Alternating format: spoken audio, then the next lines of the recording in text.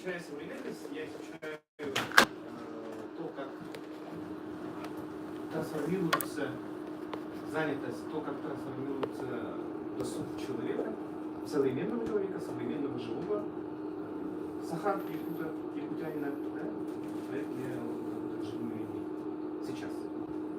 Тема моей диссертации, кандидатской диссертации, она звучит очень просто, казалось бы. Мне вот моя научная руководитель Ермолаева Юлия Никифоровна говорит: пиши про повседневность, хороший тема. Я был дурачок, сказал сразу: да, согласен. И сам не понял, куда я попал, как говорится, да, потому что тема повседневности, она очень широкая, она даже одновременно опирается на фундаментальные вопросы, гуманитарные в целом. И одновременно она, скажем так, прикладная какая-то, да, то есть ты должен знать какие-то определенные предметы. И в конце 2014 года я защитил тему городская повседневность жителей Иркутска конца 19-го, начала 20 века, хронологические рамки 1897-1917 год. Источниками основные у нас были архивные источники, газеты, музейные экспонаты, фотографии. И вот буквально 10 лет назад, например, да, когда я проводил исследования, в общем доступе не было таких больших фотографий, таких больших данных. Только можно было сходить в архив, и был есть очень хороший сборник Александра Калашникова, да? Сборник даже, да? Источники, да, советские знания, которые восстановили жизнь выражать.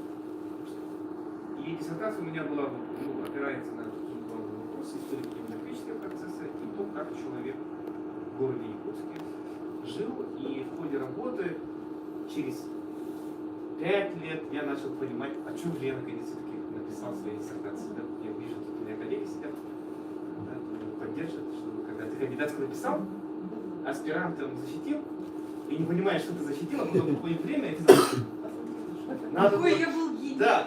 Вы был или дурак, или гений, вот ты вышел, да, вот, невзирая на докторам науки, всяко разно говоришь, и только начинаешь понимать. И я Юрий Никифорович тоже писал там, да, вот Юрий Никифорович, я только начинаю понимать, что о чем я писал. И оказывается, о чем я писал? Оно опирается очень просто, отвечает на вопросы: кто, как, где и почему жил в городе Якутске. И если мы говорим насчет 100 лет назад, то тут у нас начинаются очень большие проблемы, методологические проблемы. Например, методологические проблемы какая? Есть огромное количество, и мои коллеги, друзья из музея истории города Якутска подтвердят, наверное, да? И мы, вот этот музей, он нам помогает в методологическом понятии, потому что мы знаем, как люди жили на улицах города Якутска, как они одевались, да, вот, какие дворы у них были, но мы не можем, вот мы подходим к этому дому горожанина города Якутска, держим вот эту ручку дверную, но не можем открыть и посмотреть, что там, как он там жил внутри этого дома. Даже мы можем с помощью Ехальцина посмотреть, какие вот в Балаханах жили, например, бедные, может быть, там какие-то, да. Но именно город Якутск, он даже вот здесь, посмотрите, да, вот это все, на улице, это вот вечно открытая жизнь. Какие полы были, ну вот, например, вот дома там, да. И следующий вопрос очень интересный, это как люди жили, культура жизнеобеспечения, какая была в городе Якутске. Например, забегая вперед, скажу о том, что почему нужны археологические раскопки в городе Якутске, если будут раскопки, надо все время трубить и требовать о том, что давайте продолжайте копать, дайте отходы на время, мы поможем, давайте волонтеров набирать археологические раскопки, потому что диссертация я написал о том, что основная еда жителей города Якутска — это рыба. Казалось бы, да? Рыба, пошел великолепно, и начинаешь ловить рыбу. Но археологические раскопки на углу Ярославского передома, да, там показал тоже и огромное количество костей коров. Это раз. И два момента, да, то, что может быть еда была, то, что рыба, она быстрее, собака есть, да, пусть остается. И второй момент — это центр города. В центре города живут богатые люди, которые могут себе позволить все время есть мясо. И сейчас я приготовил доклад, он очень такой локальный, надеюсь, мы не устанем, да, пытаюсь рассказать, чтобы как. Следующий вопрос. Самый главный вопрос, первый, вопрос, кто жил в городе Якутске. Тут удивительный момент, почему? Потому что, казалось бы, да, вот кто жил в городе Якутске? Простой вопрос. Жители Якутска. Но мы с вами говорим о том, что 100 лет назад общество Российской империи, Россия, мы говорим о Сталине, буквально 1900. Ой, 1900 и 1908 год. Микроистория. Это 100 лет назад. Это Россия. Там было электричество начиная. Люди знали о том, что такое электричество. Знают, что такое телеграф. Знают о том, что люди ездили в Питер, Казань, они смотрели вот эти газовые вот эти лампы, сюда приезжали и говорили о том, что нам в Якутске нужны газовые вот эти лампы. То есть это не надо говорить о том, что 100 лет назад жили какие-то непонятные люди, которые мы их не знаем, у них какой-то особый взгляд на мир, особый какой-то вот эта память какая-то, да, вот. Это были мещане, такие же люди, недовольные жизнью, как и мы с вами.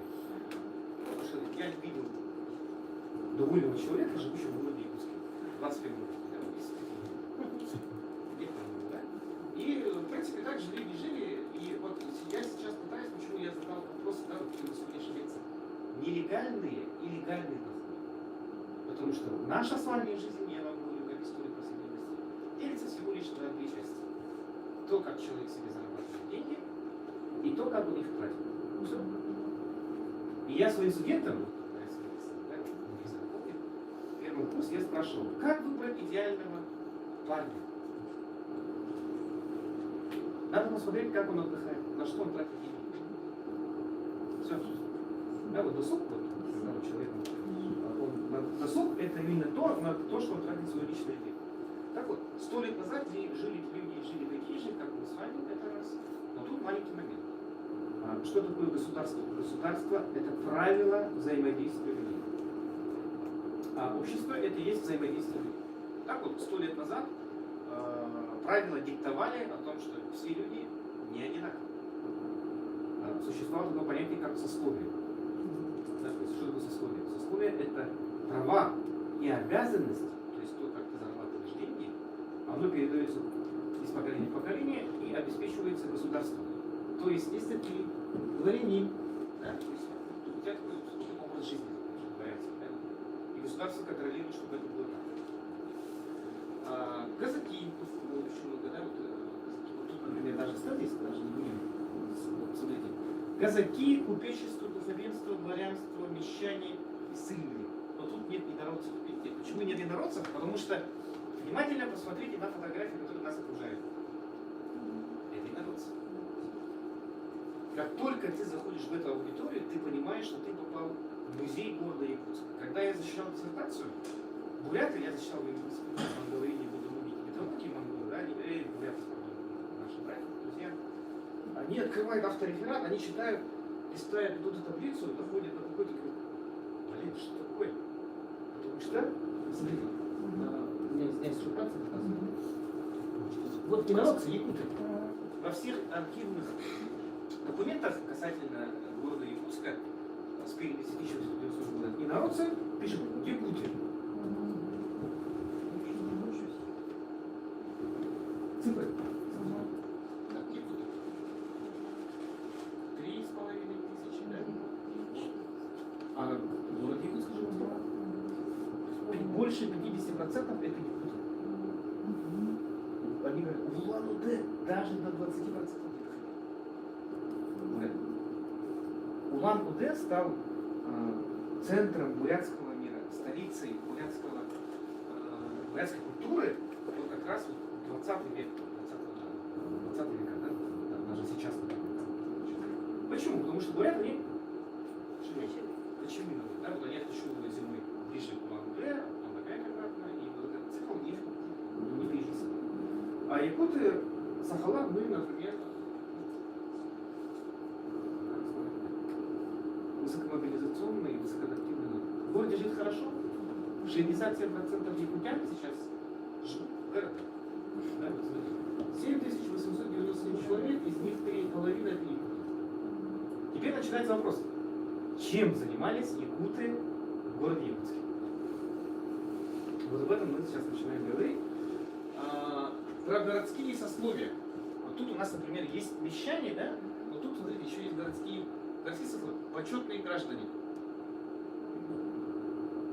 Потомственные почетные граждане, тут, личные дворяне, да, вот потомственные, да, купцы разных гильдий, мещане, местные мещане, да, которые живут, иногородние мещане. То есть отмечались, да, вот этот процесс надо еще раз видеть. Крестьян тоже очень много, да, больше 700 человек, 600 человек, да, крестьян. Регулярные войска, иррегулярные — это казачество, уволенные в запасе, отставных казаков и их семей. Ну, то есть, как там, кто такие казаки? Они используют полицейские функции, охрана почтовых трактов, какие-то вот охранные функции. Сейчас эти казаки, например, это как внутренние войска. Но тут маленький парадокс. Начиная с 1913 года казаки в городе Якутске начинают, как сказать, пишут заявление губернатору и прочее, чтобы они вышли из сословия казаков, сословия мещан или сословия крестьян. Почему? Это раз. Служба. Служба была в тягость. Да, вот этот момент. Например, казакам давали довольствие, ну, сразу, говорить. И казаков было быть в Якутии было тяжко, потому что не то, что там, вот казак это было сословие. Да, вот сейчас очень таких патриотических фабриках, русских группах, например, казак это русский. Ну, это не так. Это не так. Потому что казак это сословие. То есть туда могли поступить. Без разницы, главное, что социальные качества. Это надо отметить. И что еще по этой таблице? Надо отметить о том, что были, вот видите, ссыльные всех категорий. То есть были политически уголовные 656 человек.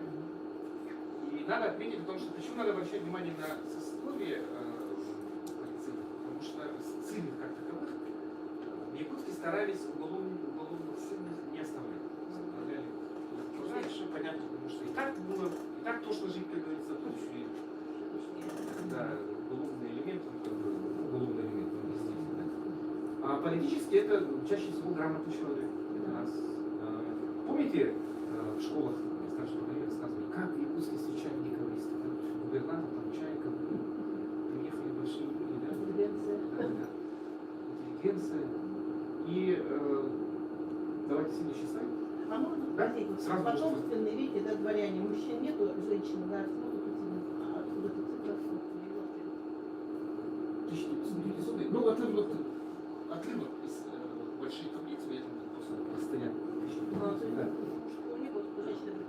Где-то были таблицы, проще стоит, значит, в 1998 году там тоже такая же количество.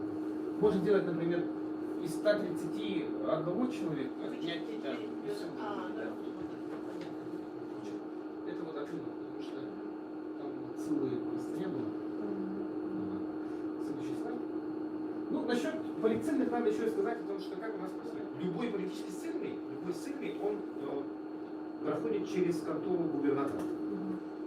Да? Да, и если, например, это дворянин, не дай бог там из высшего света, да, он под личным контролем губернатора, потому что, ну, дворяне, они все друг друга знают это раз. И какой бы он ни был политический сын, у него были, как сказать, я, наверное, неправильная, скажи, да, ну, рекомендации. Это он родственник кого-то. Простите. Только что мысли пишу. Поедет. И в Питере тебя найдет. Насчет города Якутска надо отметить о том, что какой был вопрос интересный. Как? Как? Да, вот, как зарабатывали вообще, как это происходило? Город Якутск это столичный город. То есть не такой, как Санкт-Петербург, такой город Якутск, как сейчас, но как люди зарабатывали деньги, тут надо говорить о том, что почему я остановился на политических ссылках и перешел сразу на перечислять, потому что любительство, какие-то научные изыскания, да, тут наш любимый Сережевский, опыт этнографических записок. Да, вот. Его отправляют куда-то там далеко и говорят, там ничего не известно. Дневник, мы все вам дадим, там, чем вы тут будете сидеть, и полицейский над вами будет ходить, и переписку вашу читать.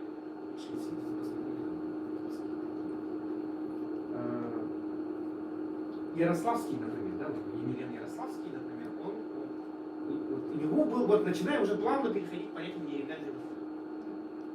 У него был штампель. Печать. Такой штампель, делать справки. Потому что вот этот человек куда-то едет по каким-то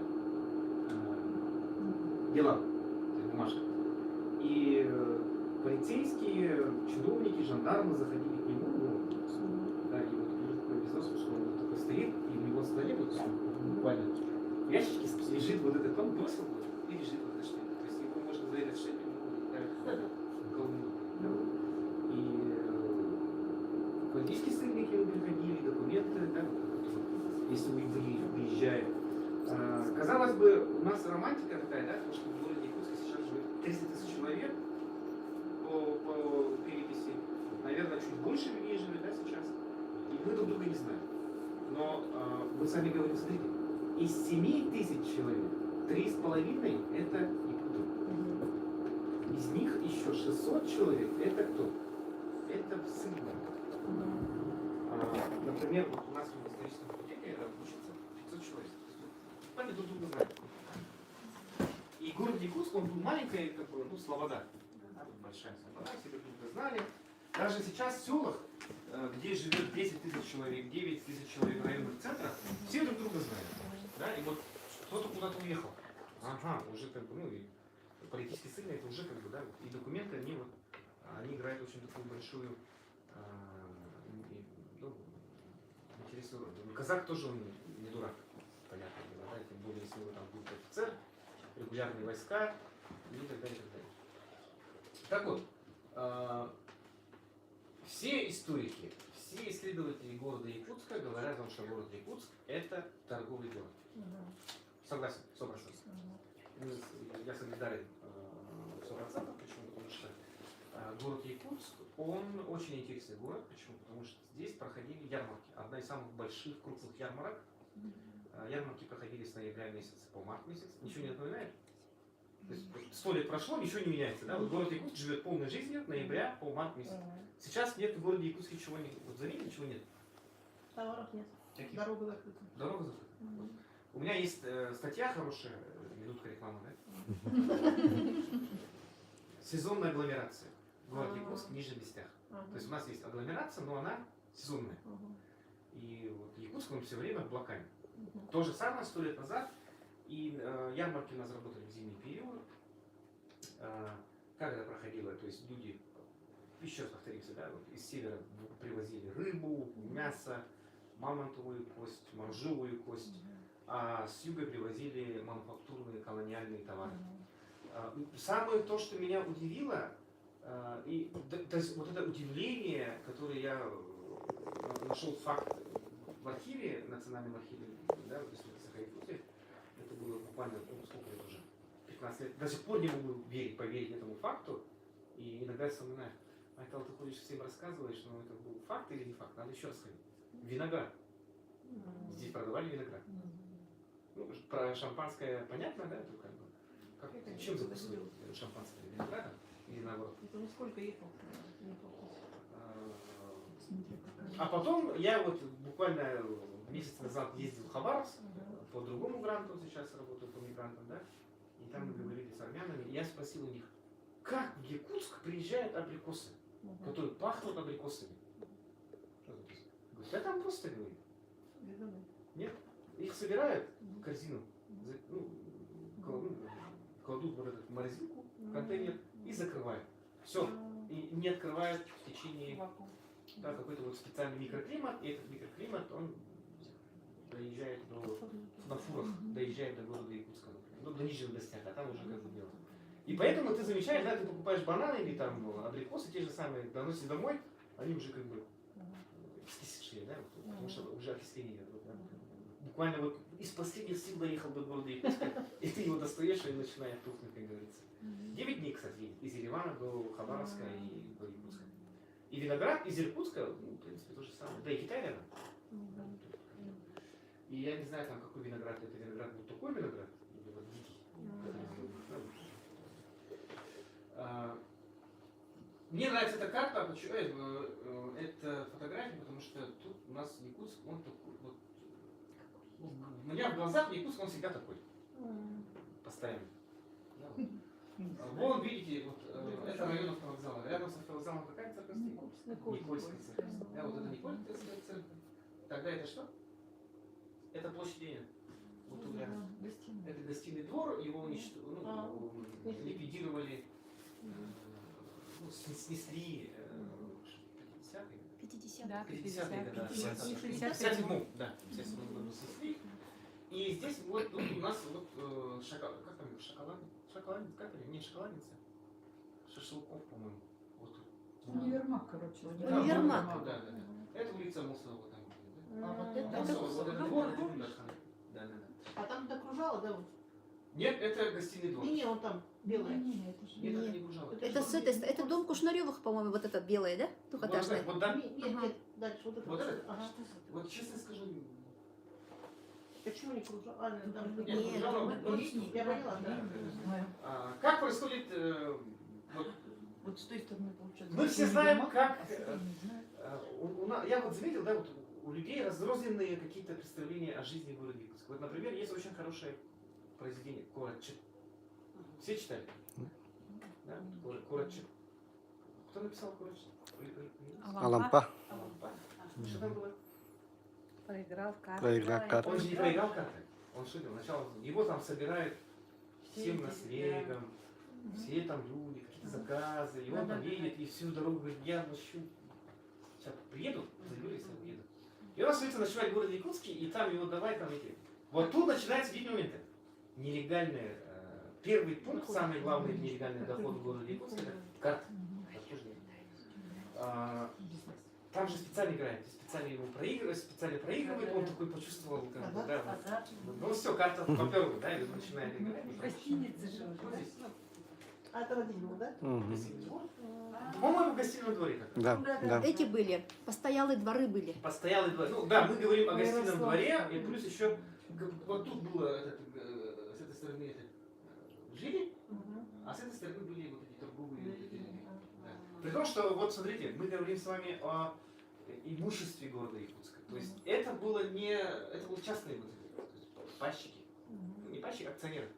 То есть крупные купцы скидывались, и давайте мы построим вот такой дом и будем продавать, арендовать и так далее. Вот 100 лет прошло, и город Якутск обратно возвращается в свою колею. Да, вот.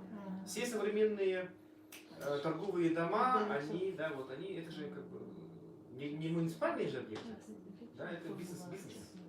Да, вот насчет постоянных дворов, понятно, что если у тебя есть родственники, ты останавливаешься у своих родственников. Это раз. Если ты городской житель, да, вот живешь вот здесь, ты летом что делаешь? Нет. Дачи? Если ты богатый, ты уезжаешь на даче. А если нет, ты переезжаешь в баню, там живешь, а дом свой что делаешь? Арендуешь. Сдаешь. Как в Сочах. Да, и в принципе то же самое. И я видел статистики, вот, к сожалению, я не посмотрел, не нашел, да, таблицу. Население города Якутска в летние периоды увеличивалось до 12-14 тысяч человек. То есть в месяц в 2 раза. А кто приезжает? За счет чего? Ярмарки. Место. За счет кого? Это раз, потому что... Деревенский приезжает. Да, деревенский приезжает на заработки. То есть самое главное заработки это... Что делает город Якутск летом? Строится. Строитель. Да? Теперь вопрос. Вот легально и нелегально у кого были деньги? У этих работников, которые занимаются строительством, раз, извозчики. То есть всегда деньги наличные были у кого? У строителей, извозчиков и мелких Торговцев. торговцев. Мгм. 100 лет прошло, Ничего не ничего помешает. не поменялось. Да? Мы все сейчас ждем. Вот Намский район, Хангаласский район. Ну, сейчас горные подключились, да? Ну, Намский, Хангаласский — это классика жанра. Все летом приезжают в город Иркутск на строительство. Даже есть дикая теория, идет онлайн-трансляция, да? Да. Отлично. Не в обиду своих земляков, я из Верхневильска. Почему в Вилюйском регионе очень много вот, таких стереотип, неправильный стереотип про вилюйских улусов, что там бандиты, там. Потому что город Якутск, он что делает? Из центральной Якутии улусов все вот эти, ну, как бы так, люмпины, они приезжают в город Якутск где-то летовать. А потом зимой они обратно возвращаются в свои родные пенаты. А в Вилюйске, ну, чтобы приехать сюда гулять, тебе надо, ну, в те времена ехать, ну, не знаю, месяц. Зима, ну, лето закончится, смысл. Да? Поэтому представляешь, что там. И ты, вот агрессию ты выплескиваешь дома, а не в городе Якутске. Поэтому, но с одной стороны мы с вами говорим о том, что когда мы говорим о нелегальных каких-то вот, картине города Якутска, удивительно, но в статистиках, ну не то, что удивительно, это, наверное, хорошо, убийств мало. Там 1, 2, да. Есть, но в полицейских отчетах есть, но вот их мало. И находят, ну, чаще всего находили женщин почему-то. Женщины. Да. Весной и сразу же находят женщины. Чик-чик. Пожары. Да, ну, погибали на пожарах. Если мы говорим про следующий слайд, А нелегальный. можно, а вот это что за? Да, назад. Вот это сейчас. На первом плане. Вот это? На переднем. Это же как там его? Универсальный. Сейчас как называется магазин? Ну вот сейчас вот тут. Василий Васильевич, что вот Почему не посмотрел? Нет, это дом Кушнаревых. Вот. Дом Он Кушнарёв. сейчас пустой. Сейчас Через поедете на дорогу. площадь Ленина, Его идете. конструировали. Да, и там его просто достроили сверху.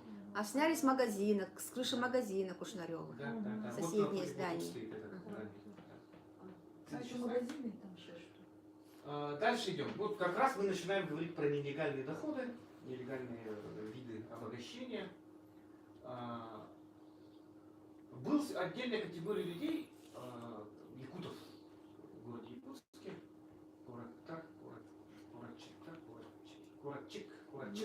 Курактак.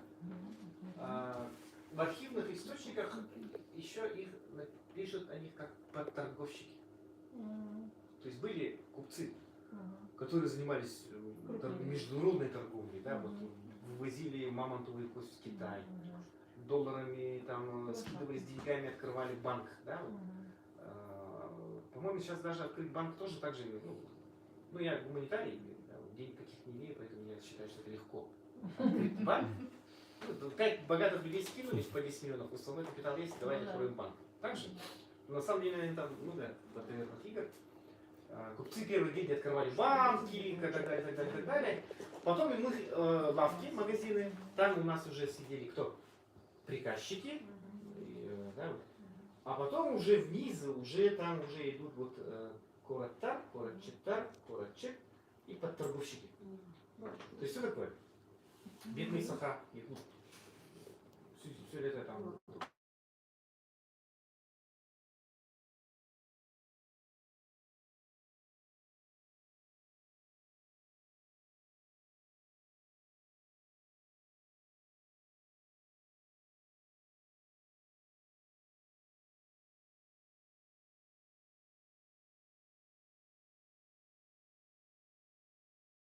Лейтенант ходил и ставил печать, тушу. Коробку, что она не заразная, она такая нормальная. И печать эту ставили с 11 до часу дня. Да, ну как бы чиновники, да? Вот, так. Кто хорошо живет в городе Якутске? Чиновники. Ну, вот 3 человека, которые, да, извозчики, строители и чиновники. Все как бы, он сидит, я и человек едет из Аласа на быке, вывозит мясо, и он должен успеть до 11, еще он должен как-то вот угодить этого ветеринара, чтобы он поставил печать. Если он эту печать не получит, он будет вынужден что сделать? Остаться в городе, ночевать. Алкоголь, карта, да, и все понятно. Как, книги корочек, да, вот этот момент. И он был вынужден оставлять мясо, или был такой момент, вот это почтовая немецкая станция. В этих станциях сидели, может быть, такие люди, которые ушлые парни, тема. Короче, я знаю человека, который точно купит тебе мясо. Перекупщик, подторговщик. Спекулянт. За такое 20-е годы мы расстреливали. Да? Было. Спекулянты, они бедные. Понятно, что бедный якут, он почему вынужден продать свое мясо этому? Он знает, что это вот тюгень, вот у него на лице написано, что это человек явно, да, вот, мутный человек, но он вынужден ему продать мясо, потому что он не может уехать из дома больше на 3-2 дня. Потому что коровы. Это не сейчас там трактором привез 1,5 тонны сена, он там стоит, и женщина может там что-то там выцарапать это сено и дать корове. Да? Это мужчина должен каждый день ездить из сенокосных угодий туда-сюда, вот эту бугулу таскать. Бык таскает где-то 6-8 стогов сена. То есть это хватает на сутки, 2-1,5. Если ты уедешь на 1,5 сутки, вот я тоже говорю про досуг, сейчас мы пишем тоже статью. Да, вот сейчас мы вот якуты сейчас хорошо живем. Почему? Потому что мы, мужчины, можем уехать на охоту на 10 дней, на месяц. Бросив, ну не бросив, а Работу. оставить женщин, детей. Да. Вот, вот тебе деньги, вот на еду, вот на парк культуры, и все, я уехал. И можно. 100 лет назад, конечно, такого не было. Да. То есть мужчина, он держит хозяйство, и он вынужден, вот понимает, что если он мясо... Этот подторговщик берет, минуя ветеринарные как там сказать, контроль, ветстанции, да, он начинает продавать это мясо вот, торговцам, вот этим подрядчикам каким-то, да, вот, то есть нелегальные такие моменты. И мы сейчас говорим о том, что с 1907 по 1912 год в Якутске была эпидемия очень мощная. Крушение тиф. Да, вот, тиф же, эпидемия, она же не исчезает, она вот затухает. И может быть из этого, да, вот какие-то вот эти нелегалы работали.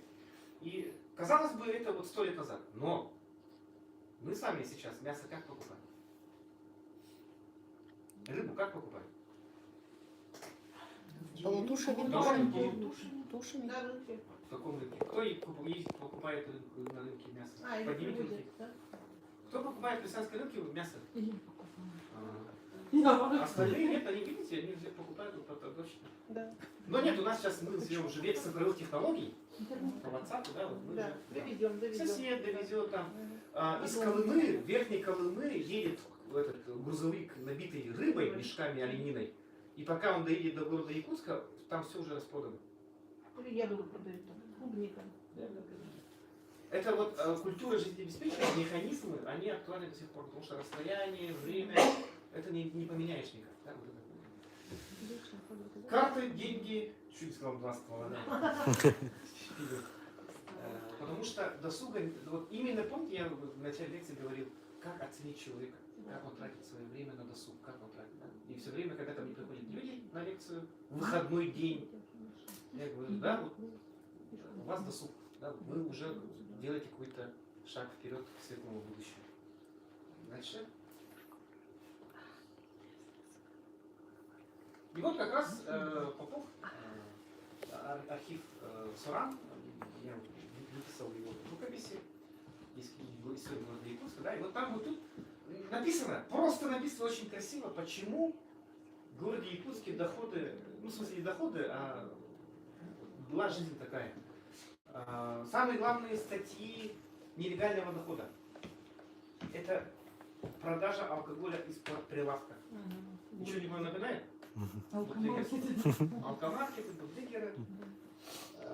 Я когда вот это читал, все это, я вот компоновал свою диссертацию, я сидел и думал, блин, я, кажется, пишу историю города Якутска вот сейчас, да, вот ничего не меняет.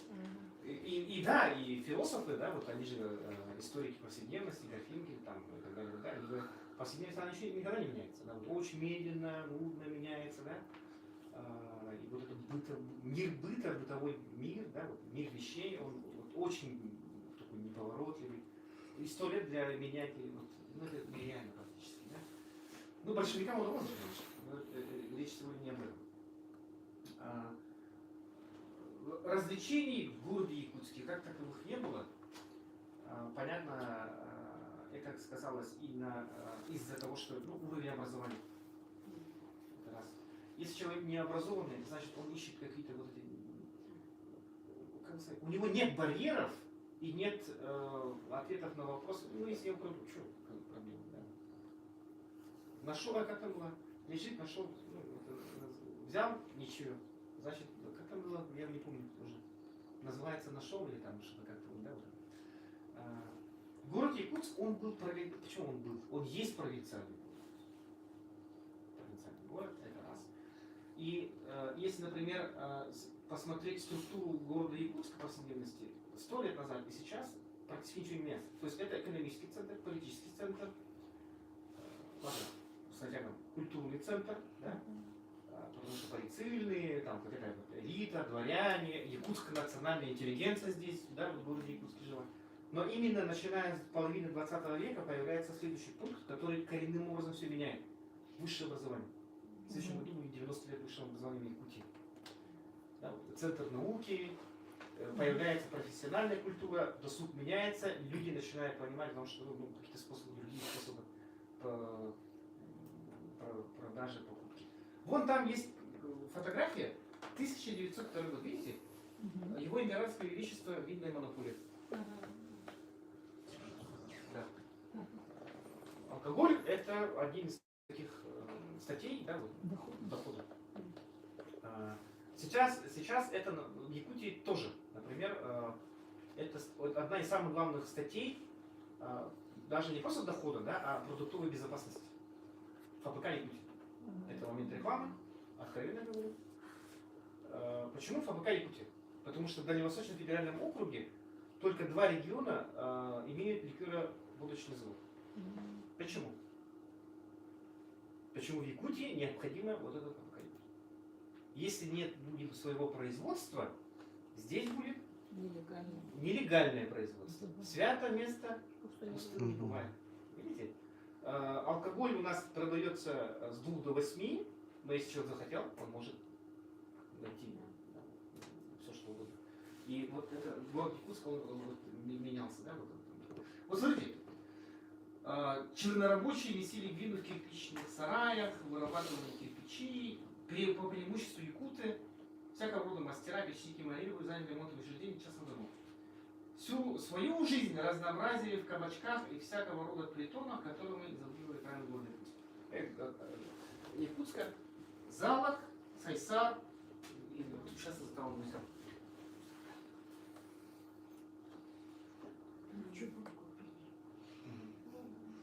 Карты играть еще. Да, карты играть.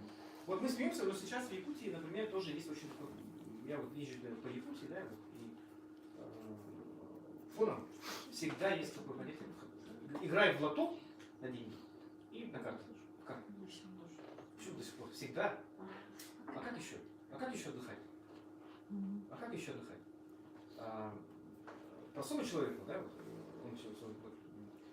это вот историки повседневности, они какие-то вот более неомарксисты, да, в каком-то формате. Почему? Потому что человек, он работает, и он не получает этого не дохода, а как сказать? Нет, удовлетворение своей работы это отдельная тема. Он не видит своего вот этого, то, что он делает, хорошо он делает или плохо делает, да, и вот самый простой способ отдохнуть, алкоголь, да, вот самый дешевый способ. Это надо пойти в театр и понять, что ты там смотришь. Это раз. Это надо вот интеллектуальный досуг. Интеллектуальный досуг. Да, вот этот момент. И понятно, когда мы начинаем говорить о том, что карты, алкоголь. Ну, насчет проституток, вот я статистики не было. Точно? Статистика. Ну, я, может быть, не нашел. Ищем. Статистику.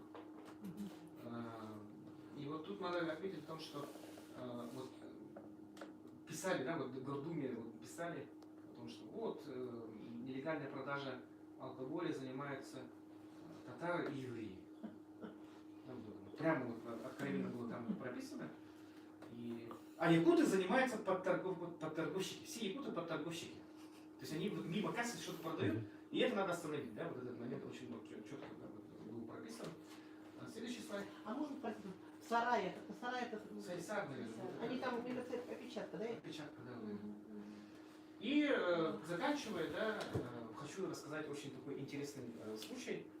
Уголовное имя однозначно было. К сожалению, здесь вот QR-код. Видно, да? Видно. Это мой телеграм-канал, если можно. Ага. В архивах очень много интересных историй, например, да, то, что новый прокурор приезжает в город Якутск, и он идет на работу по улице города Якутска и видит, на встрече идет пьяный заключенный, который должен сидеть в тюрьме. И он его берет, прокурор берет, не полицейский, прокурор берет его, ведет в тюрьму, говорит, что это такое, да, вот, и там вот переписка с начальником этого тюрьмы, и вот прокурор пишет письма, да, вот, что такое, почему вот этот человек ходит, он же должен сидеть в тюрьме, почему он ходит по улице ищет пьяный. И ответ этого начальника тюрьмы. Умер заключенный. Нарядите казака. И 2 заключенных, 3. Ну, втроем идут копать могилу. Утром рано. И по дороге встречает городского жителя, свободного. Ну, да, вот. И он спрашивает, что в такую позаранку пошли. И, понятное дело, ну тут он умер, мы пойдем копать могилу. Ну, надо его помянуть. И они его помянули так, что казак упал пьяный под кустом, который должен охранять вот этих 2 заключенных. Второй заключенный пошел искать водку в городе Якутск, а третий вернулся в пьянющем виде в эту тюрьму. И он говорит, ну там лежит, как бы, все нормально. Как. И прокурор его поймал, и потом этого казака долго искали, где он там, где копали могилу, копали, не докопали, подняли этого казака.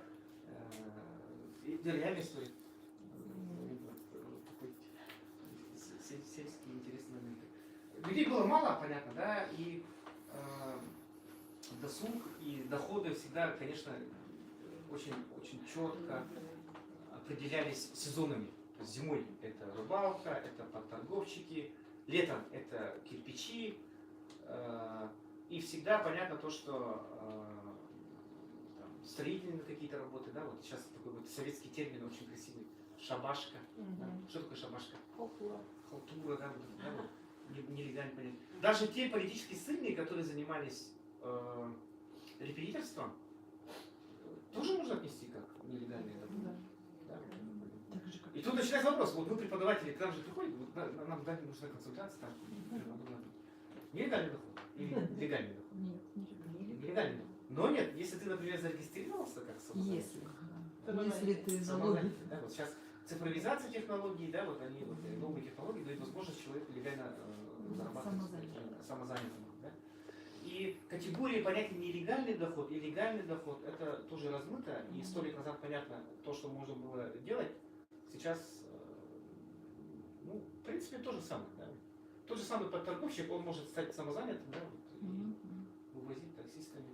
И заканчивая, хочу сказать о том, что в городе Якутске живут хорошо 4 категории людей. Купцы, чиновники, строители, извозчики. Потому что извозчик, мужчина, он, вот тут начинается гендерный момент. Женщина зарабатывала от 50 копеек до 1 рубля в день. Паденная работа. То есть полы вымыть, дрова наколоть, детей смотреть, посуду помыть, дом помыть. То есть вот эта вся черновая работа, она стоила от 50 копеек до, 1000, ну, до рубля. До 1 рубля. Женщина. При том, что она работала все самые тяжелые вот эти такие работы. А мужчина зарабатывал от 1,5 рублей. То есть паденная работа. 1,5 рублей. Есть месяц лошадь с телегой до 2 рублей. То есть он возил лед, воду, то же самое там, да, вот извозчика. И очень много очень красивые извозчики. Из кабака выходит, ну, полицейский был отчет. Один мужчина, мужик, пожаловался, что у него украли лошадь с телегой, с мясом. Он приехал в город. И быстро нашли. Оказалось, что он остановился в кабаке, кабак зашел, выходит, лошади с мясом нет, ну, с телегой.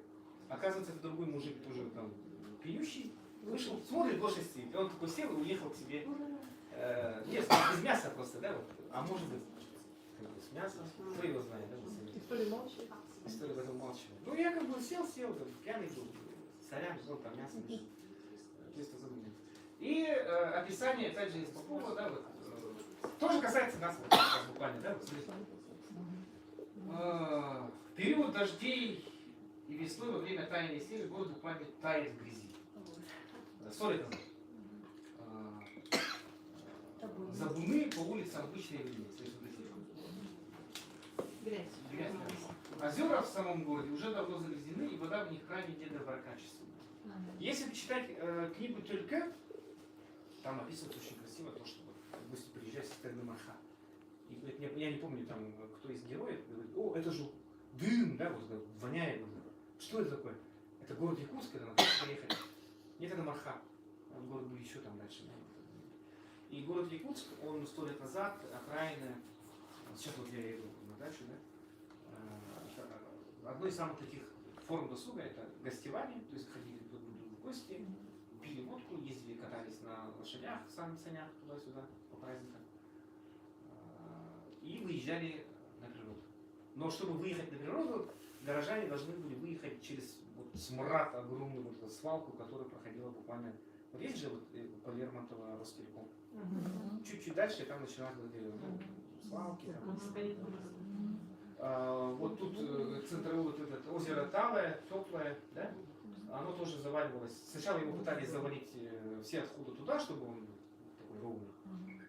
Но он начал вот это попахивать, весь город вонял натурально откровенно. Все путешественники писали, да, вот город Якутск грязный, вонючий. И потом его почистили. Сейчас и описывают предшественники город, когда ты въезжаешь в город Якутск, огромное количество коршунов. Кто ездит в Вилюйский тракт, ездит? Там вот свалка есть, 16 километров. Там же кто? Коршуны летают. Огромное количество коршунов. И у меня есть дикая идея, передаю идею дирекции музея, пишите гранты, поддержим. Надо покопать там где-то, найти свалку города Якутска столетней давности, найти коршуна, скелет коршуна, и сравнить вот, ДНК с теми коршунами, которые там летают. Это те же самые потомки этих же коршунов или нет? Потому что они же обратно возвращаются. Вот такие моменты. А если полицейный содержал школу, это нелегальный бизнес или легальный? Нет, если школа, это, конечно, легально, потому что школа это уже попечители, это Нет, губернатор. вот в ВУЗах же содержали полицейные школы, за которые не платили. Да, вот тут на вопрос, это категория легальная и Да. нелегальная, потому что полный свод законов Российской империи, вот там вот это, полицейный. По идее, если он не каторжанин, да. У него же не было лицензии на образовательную А деятельность. было вообще лицензии образовательной? Наверное, было. Репетиторы? Нет, они же школы, вот школа Ионова, например, она же Ну да. бесплатная была, Ага. кажется. Ага. Может, задание какой-то губернатор дал, или местные районы скинулись, сказали. Почему так-то является родиной якутской литературы? Потому Языка? что Почему она- оттуда идет интеллигенция? Образование было учить. Да. Поляки. Все Полицейные все были. районы, да, Да. они у них гувернерами были образованнейшие.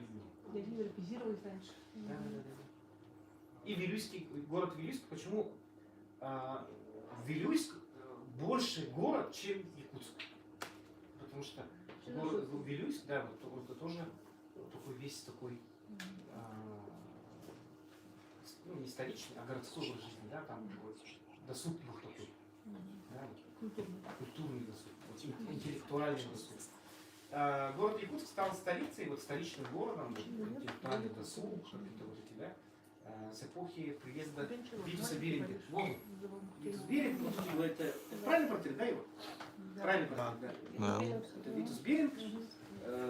Первая, вторая Камчатская экспедиция приезжает сюда, весь свет Академии наук, Российской Академии наук, сюда приезжают, немцы, там, что знает еще кто, и они приезжают, и город Якутск, он прекращает быть таким слободой вокруг острога. Вот культурная жизнь, да, вот балы, там какие-то танцы, чаепития. Не просто там водку с пельменями, да, а интеллектуальный досуг. Якутский язык был основным языком, да? Да, можно вернуть обратно. Первый слайд. Интеллигенция. Вот.